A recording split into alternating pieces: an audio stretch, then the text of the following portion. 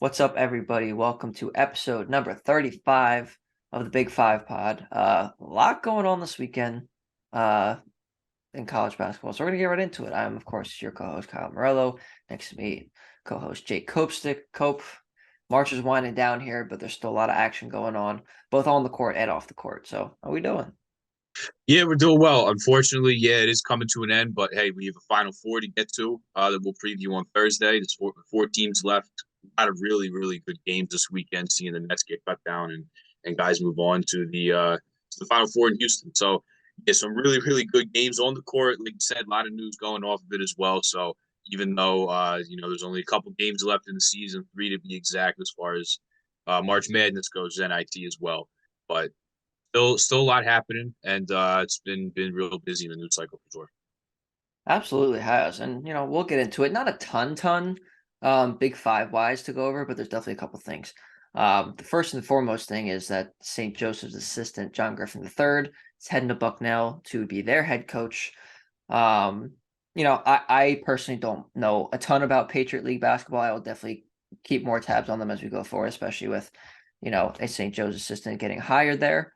So what can you tell me about this hire for Bucknell and John Griffin III? And obviously St. Joseph's had a better year this year than they've had in the last few years, so progression is there, and obviously they were looking at some up and coming talent there in Bucknell. Yeah, so a little bit of background on him. So he actually played at Bucknell for 4 years, from 2004 to 2008. He was a part of two teams that made the round of 32 in his freshman and sophomore year, and he was also assistant there from 2015 to 2019. Before, of course, coming over to St. Joe's, where he was at until he took this job just a few days ago. So his father, he's got Big Five blood in him for sure. His father played at St. Joe's from 74 to 78. He coached there as an assistant for a few years, and then was the head coach there from 1990 to 95. Before, of course, Phil Martelli took over. His brother Matt is down at Florida Gulf Coast. A little bit more on him just in a bit. But yeah, I think this is a really good hire, and you can't ask for anything more for your first job as a head coach, when you get to go back to your alma mater, a place that you played and coached at before. So he's made his rounds obviously at Bucknell in the Big Five at St. Joe's, and he gets to go back to his alma mater now. And he was really the defensive coordinator for St. Joe's this year, as well as some other years. But if you watch the game, he's standing up, he's yelling, he's got the whiteboard out, getting guys in position. I really liked his energy and his intensity off the bench. I always loved seeing even an assistant like that really takes command and guys play for him hard. So I think this is a really good hire. I think he'll get guys that play really, really hard and are big time competitors to play there. It's tough in the Patriot League. You have academic requirements. You have Colgate with the job that Matt Langle's done, Army, the Naval Academy, Boston University, so Lehigh as well. So it's kind of a difficult league to win in and to be successful at, given it's a smaller league and those academic requirements as well. But regardless, like I said, just wrapping up here, you can't ask for a better job for your first head coaching gig.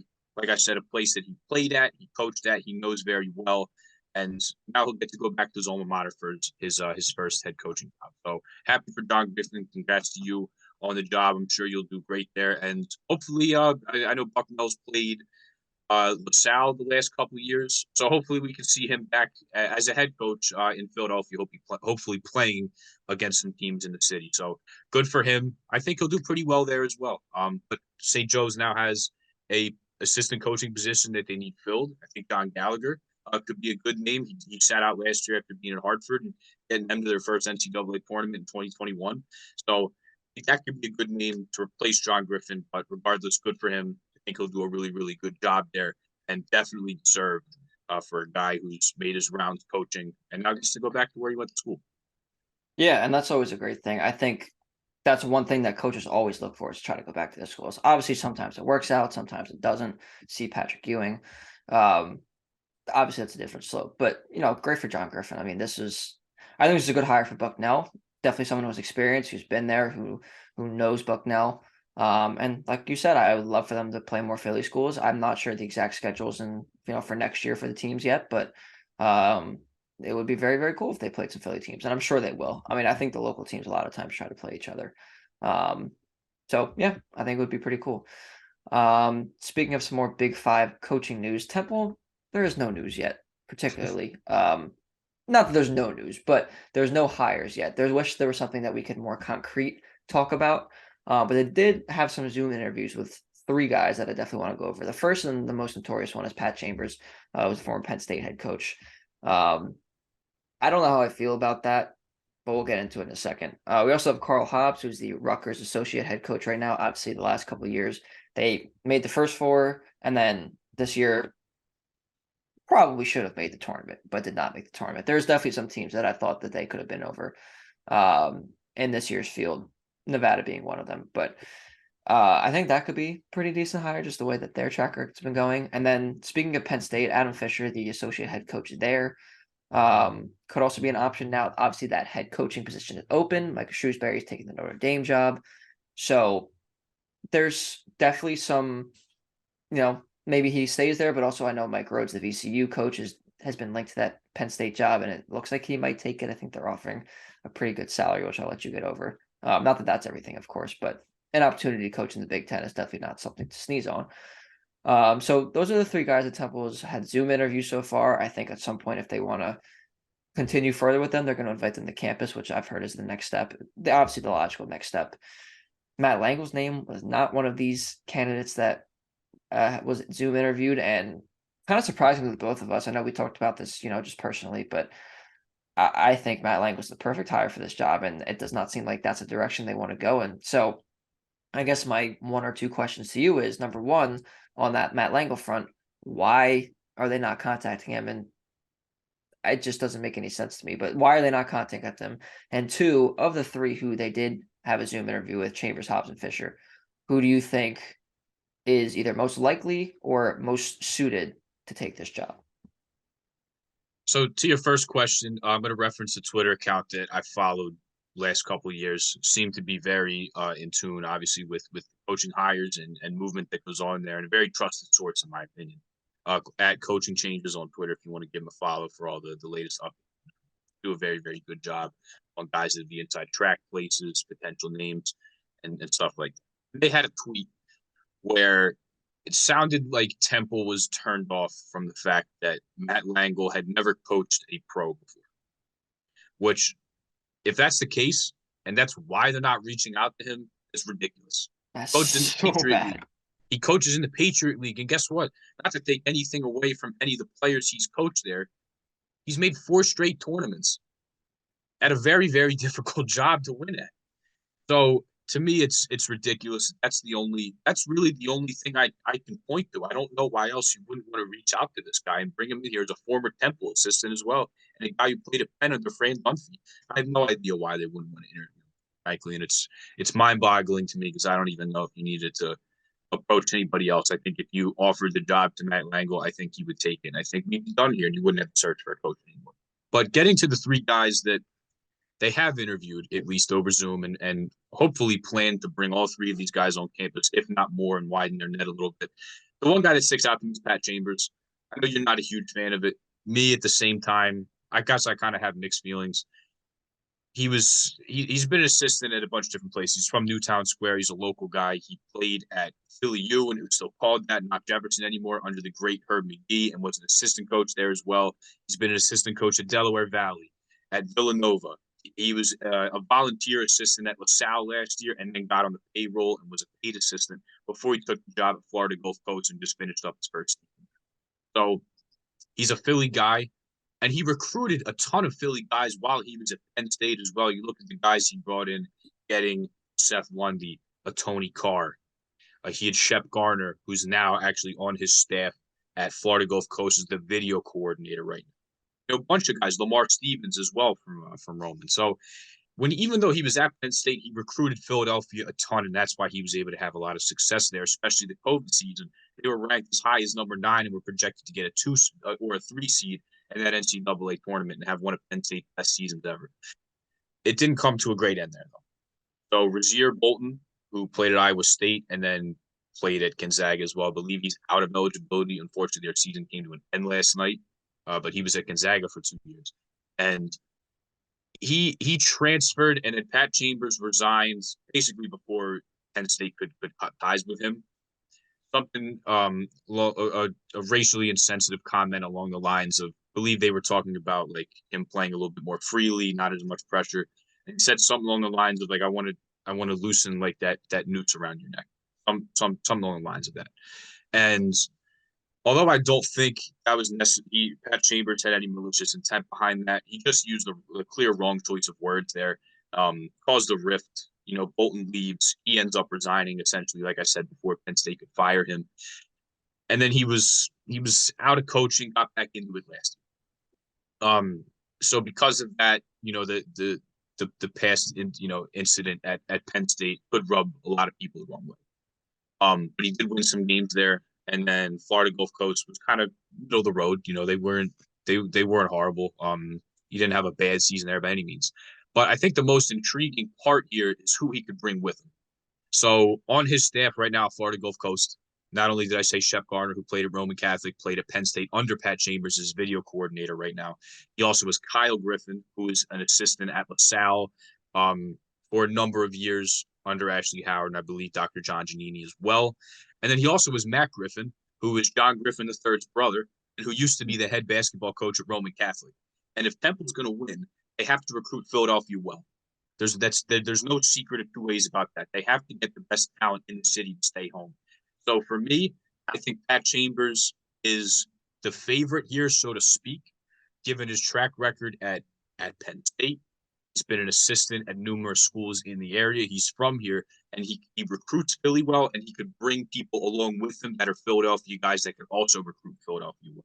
So given all that, Pat Chambers to me is the favorite in my opinion, and I'm going to predict actually that he becomes the head coach here, given all those Philadelphia ties and his head coaching experience. So these other guys, I mean, they've had plenty of experience as well. Carl Hobbs was a head coach at George Washington for a period of time. You bring up a guy, Adam Fisher, got his master's from Villanova, and while he was there, he was a graduate manager for the team under Jay Wright.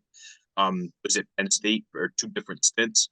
And it was at Miami as well. And if you know anything about Miami, look at their team they have now. They have Luka Poplar, Isaiah Wong, Jaquan Newton a number of years ago, Lonnie Walker. He was a guy that helped recruit them Philadelphia and Pennsylvania guys down there as well. So there's all 3 of these guys bring recruiting in the Philadelphia area and in the Northeast, to the repertoire. But for me, it's Pat Chambers here that leads the race, given his experience, his ability to recruit, and the guys he could bring with him that could help keep those recruits in Philadelphia. Yeah, I definitely think Chambers is the favorite, just because, like you mentioned, the experience and the success he had at high level basketball at Penn State. Like I do think of those 3, it makes the most sense. Those comments that he made, a few years ago, and the reason why he resigned. I am one of those people who, rubbed me the wrong way, but unfortunately, we've seen coaches who have had problematic things happen to them still get opportunities. Not in the same exact sense, but Rick Pitino obviously, got hired at Iona after the falling out at Louisville, and now is the St. John's head coach. Just for one example of things that have happened in the public light.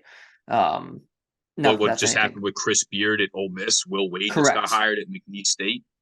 Correct. Sean Miller too at Xavier last year, with Mm-hmm. that whole scandal back in 2017, around there. So it's, these things do happen, and it's not surprising that he's getting, well, one, he got hired at Florida Gulf Coast, obviously, and then number 2, and now he's, trying to step up again, which, like I said, basketball wise and recruiting wise, like you mentioned too, I think, yes, it is, that part of it is good, but I don't love everything that comes with it. But that being said, I want to go back to your first point about Matt Langle too. I mean, are there any pros that come out of the Patriot League? There's one that I can think of, and his name's CJ McCollum.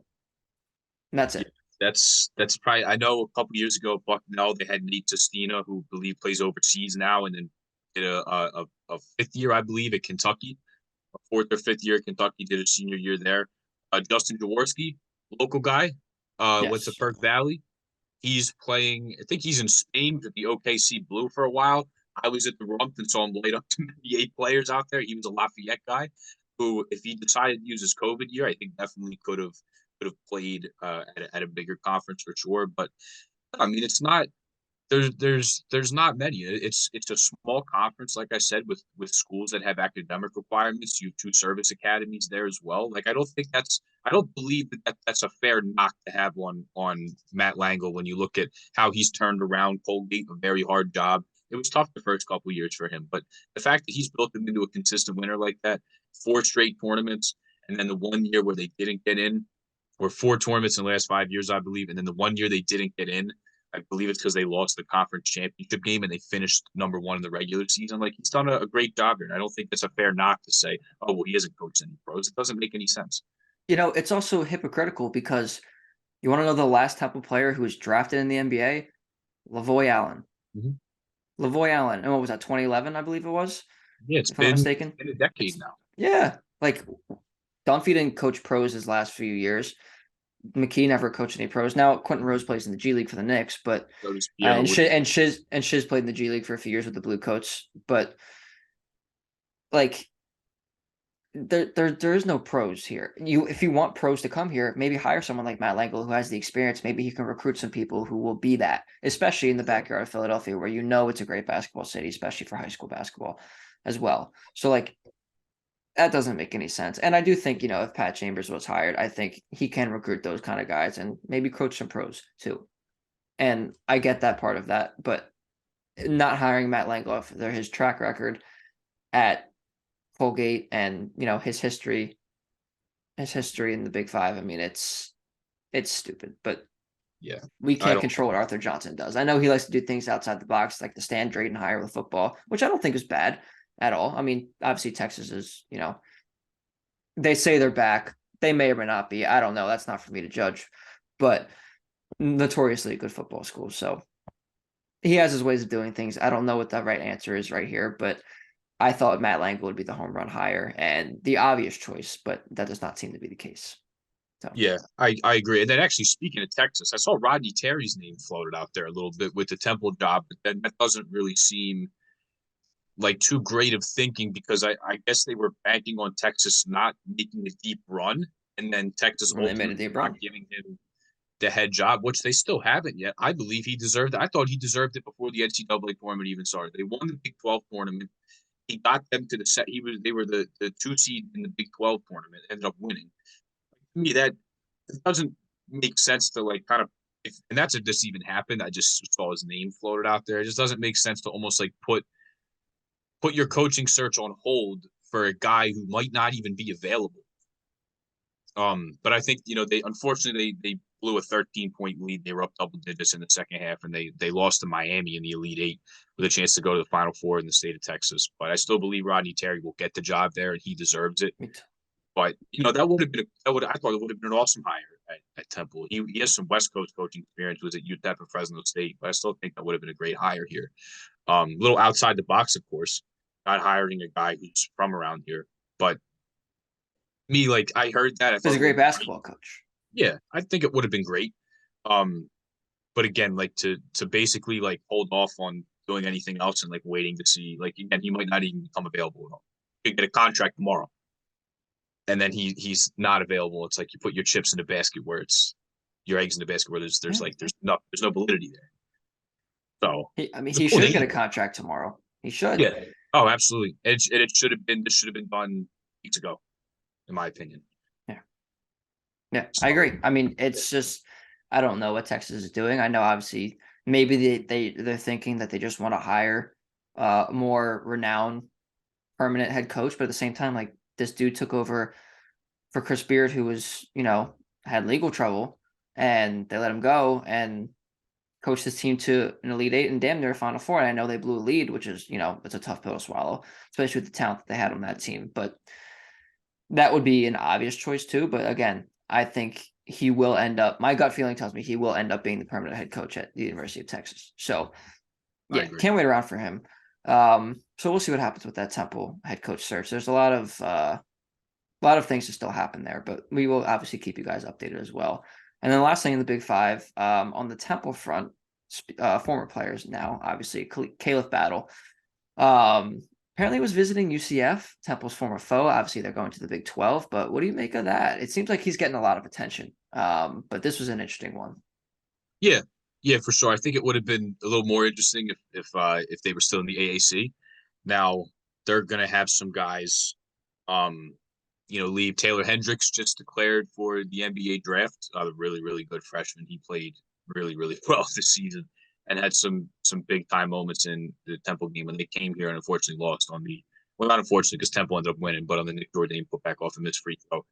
But now that they're moving up, Johnny Dawkins is going to have to recruit some big time guys because they're going to join one of the best conferences. You can make the argument. I know they don't have any teams left in the I tournament would right say now. it was the best conference in the league this year. Yeah, regular season wise, I think you can definitely say that. And now that he's going into that conference, he's going to need some big time players. And if you need a scorer, I mean, Caleb Battle certainly showed he can do that at Temple. We talked about the, I guess, character issues and off the court stuff would certainly be a hindrance.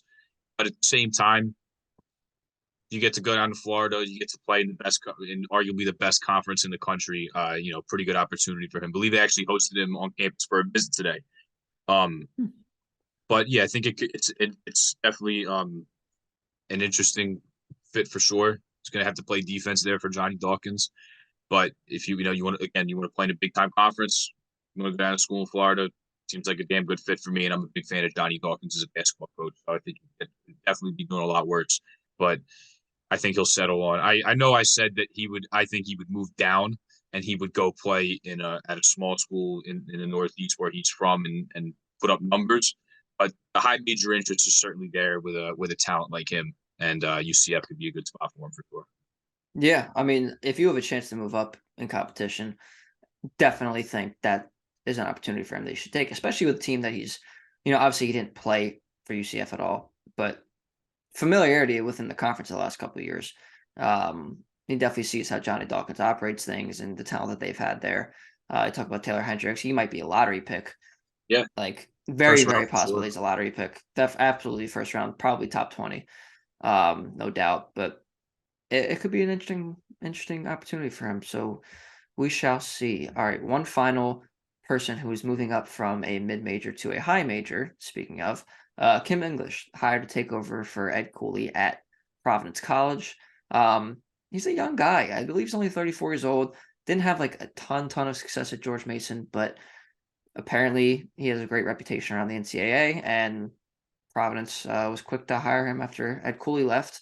So what do you think about this? I think this, it could be a good long-term hire if it works out because he's young and they're a Big East school and, obviously a lot of great competition. They've had success too, but also, not the greatest track record of George Mason, which isn't in the best conference in the A10, as we know. With two Big Five teams in the A10, we saw him the last few years. But what do you think of this?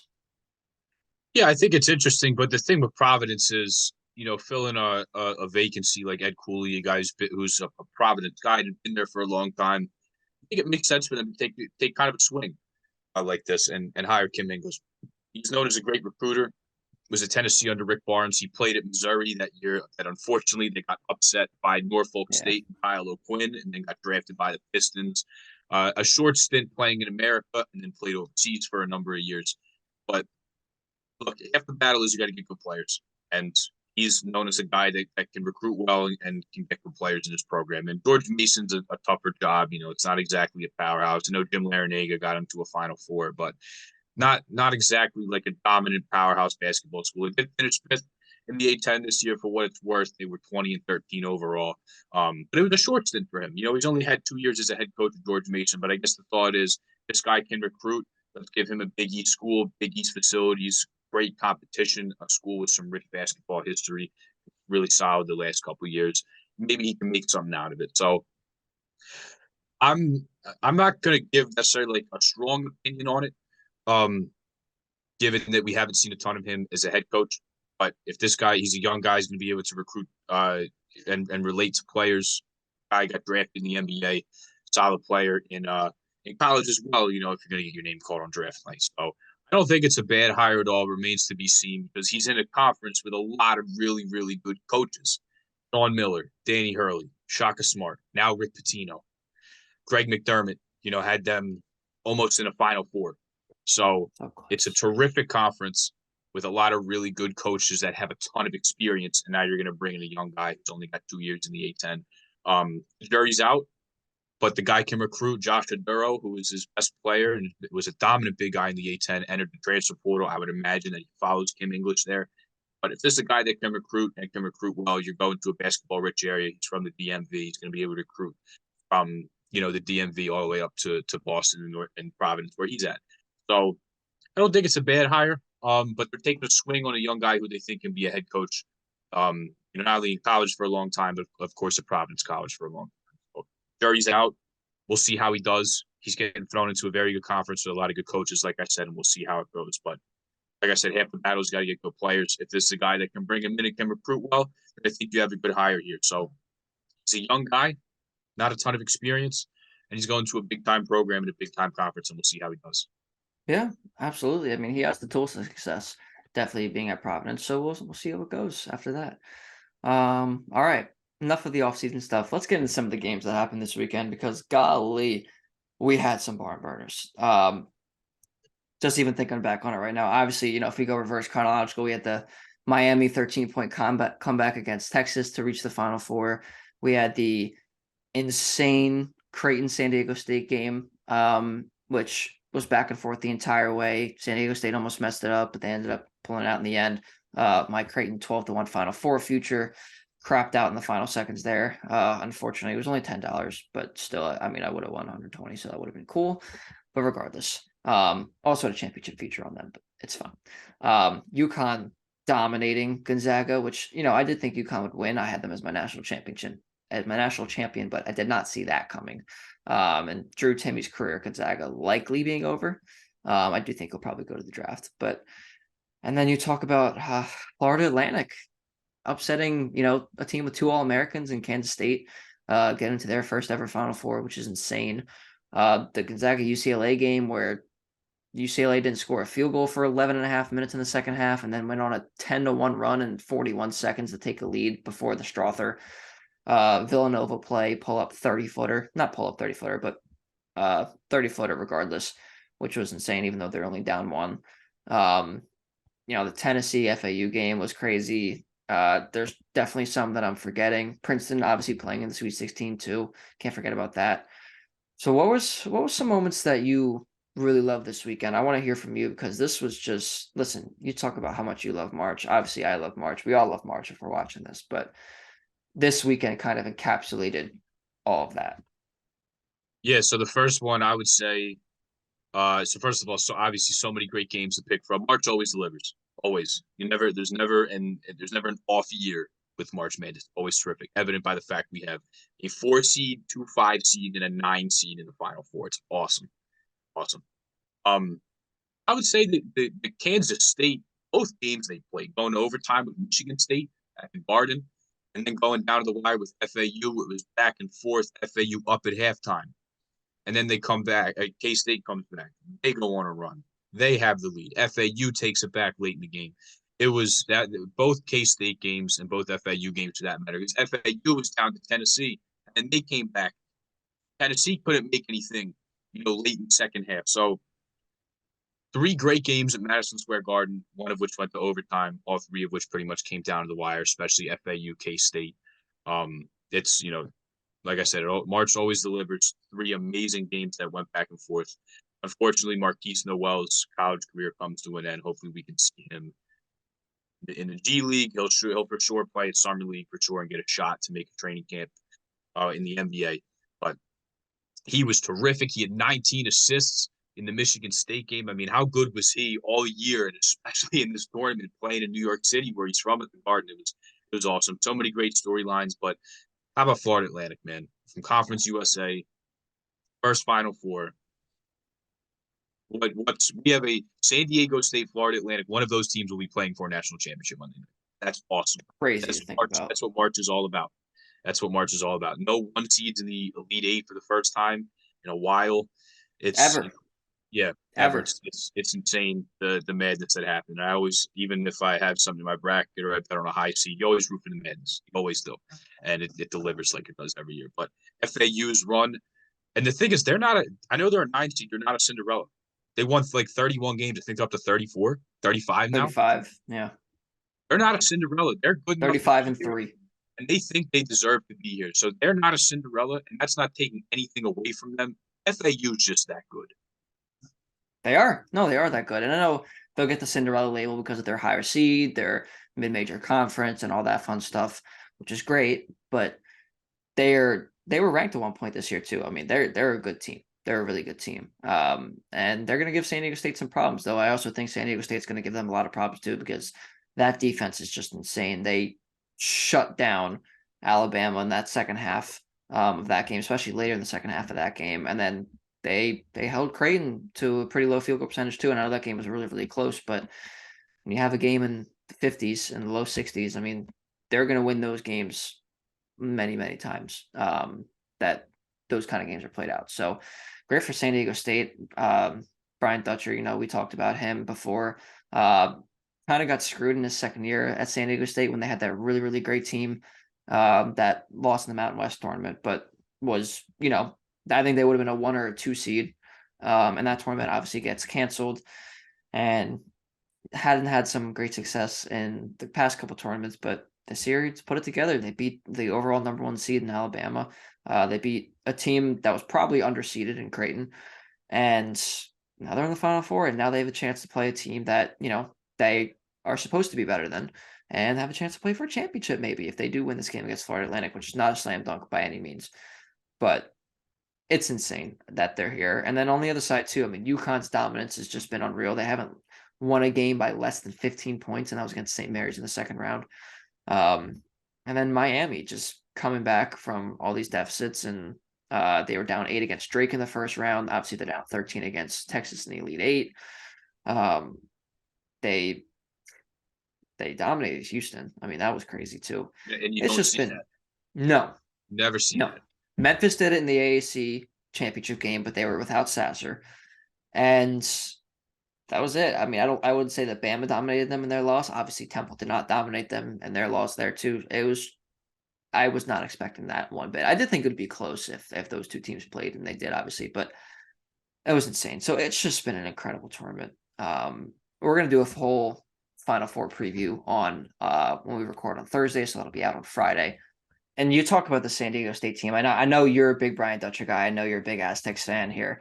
Obviously, you've mentioned on this podcast you stay up to watch the Mountain West. You ruin your sleep schedule.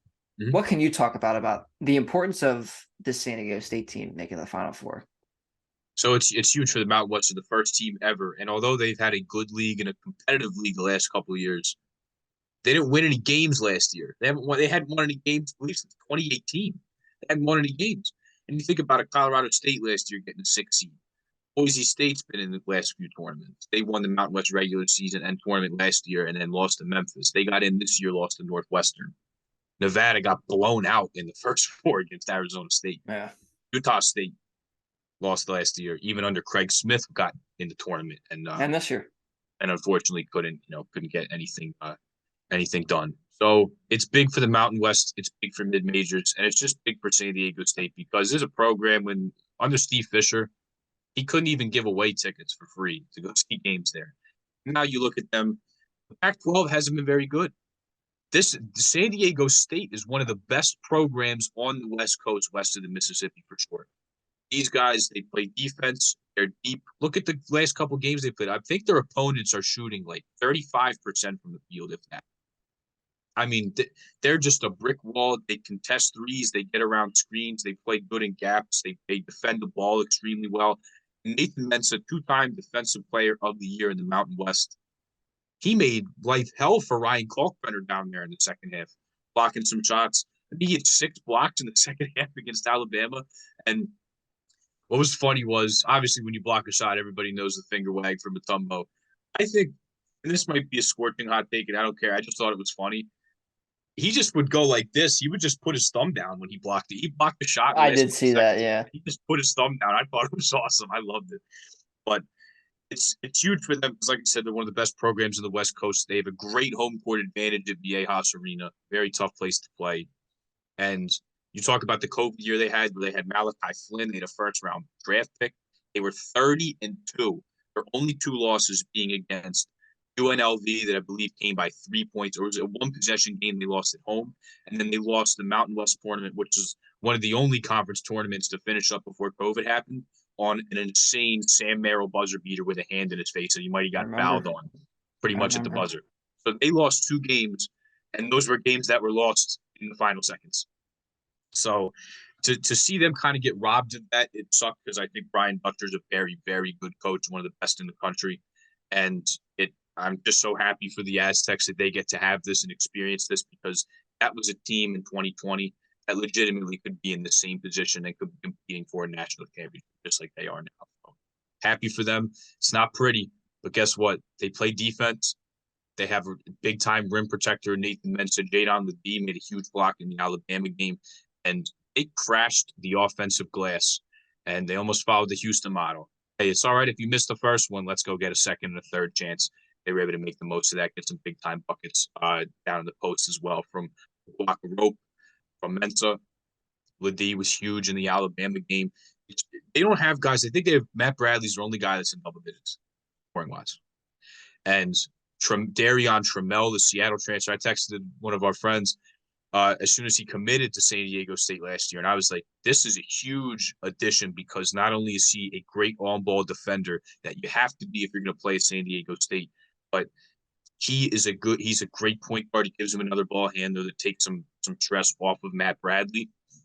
He knocked down some threes. He had the big free throw to seal the game for him. He could get to the rim a little bit. He made some floaters and some pull-ups inside the three-point line. So huge, huge win for San Diego State. They get to their first ever Final Four as a program. And, 30 years ago, you told somebody that they're going to be one of the best programs on the West Coast, not only in the mid-major level, but on the West Coast in general, make a Final Four.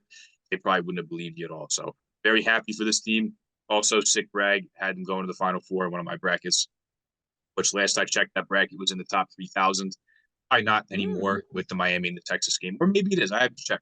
But yeah, sick brag. I guess I watched a lot, ruined my sleep schedule in the process. But offense comes and goes sometimes. But if you rebound, especially on the offensive end, and you play defense, you're going to be in games. And they showed that against a really good offense in Alabama, against a really good offense in Creighton, where they defended a lot of threes, didn't allow anybody to shoot well on them. Even Charleston, they played against a lot of teams that like to run up and down. Or they played the game at their pace, at their tempo, and made the other teams play their way. And that's why they've been so successful. Very happy for Brian Dutcher and the Aztecs. They deserve this. And they could be playing for a national championship a week from the time this episode drops. It wouldn't surprise me at all. Deservedly so, like you said. I mean, that team, you always know that San Diego State's going to have these great defensive teams, especially under Brian Dutcher. This year's just a whole other level, though. Just the way that they suffocate teams. I mean, you talk about Brandon Miller, who's going to be a top 3 pick, maybe. And what did he go? 3 of 19 from the field in that game. He had 9 points. I believe that was probably season low. Like, it's insane. That's insane. And, you talk about a really, really good Creighton team that has one of the best starting fives in all of college basketball. Obviously, we talked about their bench a lot with them playing Nova this year. But they didn't shoot particularly well, especially from 3. I think they didn't make a 3 in the second half, Creighton. Just insane. And they will probably do the same thing against FAU. I know we're not doing our preview until the weekend, but I will probably take San Diego State in this game. And then whoever they play, whether it's Miami or UConn, it's going to be fits for them. I don't think it, all said and done that San Diego State's going to win those potential games, but this team's just really, really good. Like, there's no ifs, ands, or buts about it. They were the best team in the Mountain West all year, and Utah State was a great team too, and Boise State too. But I'm really, really happy for them. I'm really happy for Brian Dutcher. They deserve it. They deserve it. Yeah. So why not? Yeah. Now on the other side here, we talked about UConn's dominance a little bit. I want to wrap up with that. When was the last time you saw something like this? Because I honestly can't remember. It was the 2018 UConn, Villanova team. They didn't Yes, play a game in correct. single digits. They just shelled everybody. UConn's done the same thing and then some. You talk about the coaches and the teams they've had to play. Rick Pitino and Iona, Randy Bennett, St. Mary's, Eric Musselman and the Arkansas Razorback, and then Mark Few and Gonzaga, and they beat every single one of them to a pulp. I mean, this game was close at halftime, single digits at halftime for UConn. Alex Karaban makes a big three right before the half, which I felt kind of gave them a lot of good momentum going into the second half. And then they killed them and they ran away with it. They're deep. They have shooting. They have size. They have an NBA player in Jordan Hawkins, probably another one, and Andre Jackson, who, although he can't really shoot, he's been a terrific floor general. He's really given them He another does everything. another ball handler. He does all the little stuff. He defends. He's a terrific athlete. He can catch the ball at the free throw line and make passes and find open guys. He's a terrific athlete, very fast, great guy on the fast break, and his assist to turnover ratio is impressive for a guy who really I was a forward instead of a ball handler. So I think they're going to win it all.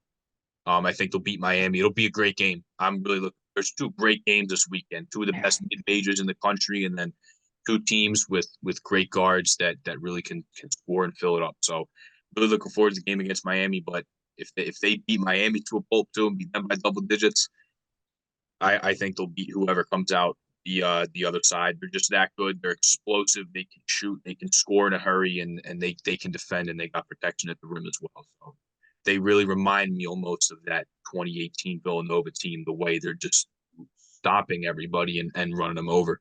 And you look at Danny Hurley, like he's last 2 years they lose in the first round. Mm-hmm. And now he's got this team on the verge of a championship. He's done a great job there. I know I had some discourse about him not winning any games in the tournament, and it's just kind of like narratives are true until they're not. It's not true anymore. It's not true anymore, and I still think that they will they will cut the nets down for sure. But they've been running over everybody, and it's like when they get hot and they get going, it just seems like they're impossible to stop right now. It does. And there's two things I want to say. One, I thought of this today, actually. This tournament run kind of reminds me like almost exactly of the 2011 team, not necessarily based on like the talent and stuff of that team, but the way the tournament unfolded. There was no one seeds in that Final Four either. I believe it was UConn was a 3 seed, Kentucky was a 4 seed, and they played each other. That was I believe that was the Eric Bledsoe team for Kentucky. And obviously, Kemba and Shabazz Napier for UConn. And then the other side, it was Butler and VCU under Shaka Smart. I think they were the 11 seed that year. They beat Kansas in the Elite Eight in 2011. So kind of reminds me of that. I mean, you got the two mid-majors on the one side. Obviously, one's a 9 seed, one is a 5 seed. And that San Diego State team's good. We've talked about them. But they are still technically two mid-majors. And then you've got the two Power 5 schools. One's a 4 seed, one's a 5 seed. It's very, very interesting kind of how that played out. And then secondly, the one point I wanted to bring up about this current, UConn roster makeup, you talk about Andre Jackson Jr., you talk about Jordan Hawkins, you talk about Adam Sanogo. There's one person who I think is like really, really important to this team, and it's Donovan Clingan. Just when you have someone who's, I don't think he was an All-American this year, but when you have someone who's All-American caliber and Adam Sanogo, who averaged 16 and 8 in the regular season, who's one of the best centers in all of college basketball, when you have someone like him, and teams know him, they have the game plan for him, he's a star player. And then you have a 7'2" freshman off the bench who's just a shot blocker and has post moves. And I think he's starting to try to extend his range a little bit. Hasn't seen an insane amount of success, but when you have someone who is as physically imposing as Donovan Clingan coming off the bench and filling in minutes for the star player, it's just invaluable. It is just absolutely invaluable. And I think that's one of the biggest things for this team. Obviously, you talk about the shot making of Jordan Hawkins, the all-star glue guy that is Andre Jackson Jr., obviously Sanogo. But the presence of Donovan Clingan is just insane. And when Sanogo moves on, or whatever the case may be, he's going to be that guy that steps in as the star player. So having him come off the bench and playing a good amount of minutes, but still being a bench player and spelling Adam Sanogo whenever he's tired, it's invaluable. So I think that's the main key for this UConn team too. Yeah, no, you're absolutely right. Yeah, I think he will be All-American next year, especially if Sanogo leaves and he steps into a starting role. Yeah, I think he's absolutely an All-American. They just have depth everywhere. You talk about Klingan. Then off the bench, Joey Calcaterra can really shoot. He made a couple threes in the second half of that game. Naeem Aline, he made a couple shots. Caravan, too. Yeah, Caravan. He's been awesome for them as a freshman. And it's so weird that you have some older guys, but they have freshmen. Caravan starts, and he can defend. He can hit some threes. Like, he's been awesome for them too, just top to bottom of a very, very, very deep and well-rounded roster. That's why I believe they're going to end up winning. But yeah, what a team this is. They went on a bit of a cold streak, but then they figured it out, and then they've been playing as well as anybody the last month for sure. So I know I said that they were my national champion early in the season. When Nova had to play them and go up there and they were ranked number 2, I said, like, look, there's nobody playing as good as they are, even though Purdue's ranked number 1. Like, for my money, they're the best team that can be cutting down the nets. Or at least at that time was of course playing the best. I don't think anybody would dispute that, even though they weren't ranked number 1. But Correct. like I said, they went through there. Whenever you have a team that, and they even if they don't get out to a hot start, even though like they did, and then they drop, I believe, 6 of 8 in the middle of the season. They lose to St. John's at home, but then they can turn around and play as well as they did. That's what I like to see from teams. I don't want a team that's stumbling to the finish line, like I've said a million times, but they went through their lumps, they got better, and then they started playing as well as anybody, and really regained their form like they had to start the season. So, I mean, they're just dominant, man. They just are. They can beat you in so many different ways. There's so much skill and so much ability throughout the whole roster. They're terrific, and I think Yeah, and I said from the start of this tournament, I said that they were my national champion, and I hope I'm still right. There's still 2 games left to play for them. Obviously, you don't want to overlook this Miami team who, as John Rothstein says, has more guards than Shawshank. I mean, they can beat you in a number of different ways, and they've beaten some of the best teams in the country this year if you include Texas and Houston. Definitely not something to overlook. And then if they do end up winning that game, they have either a defensive menace team in San Diego State, or they have the best story in college basketball this year, in my opinion, in Florida Atlantic. So it's going to be tough regardless, but I do also think that UConn will be cutting down the nets a week from tomorrow of this recording. We'll record this on Sunday night. So yeah, it's going to be crazy though. I'm very, very excited. It's the best time of year. We've been talking about it for the last month, if not more, but it's the best time of year. So that's all we got here. Any final thoughts here before we sign off? other than the fact that hopefully next time we talk, we have a Temple coach. That's it for me. We'll have some Final Four previews. Hopefully, some more news breaks we'll have for you. But please, Temple, just give us something. Give us something. Please. I'm begging you. Please. Yeah, that's all I got too. They just need to hire a coach already. And I'm very excited for this weekend of games. Obviously, we're gonna get into it more in this coming later in the week's episode. But for now, thank you guys all for tuning in so much. As always, we very much appreciate it. Make sure you subscribe on our YouTube channel. Make sure you follow us on our social media pages at Big Five Pod. That is Twitter and Instagram, of course. And make sure you listen to our audio only versions on Apple Podcasts and Spotify. And with that being said, we will see you guys in a few days to talk about the Final Four.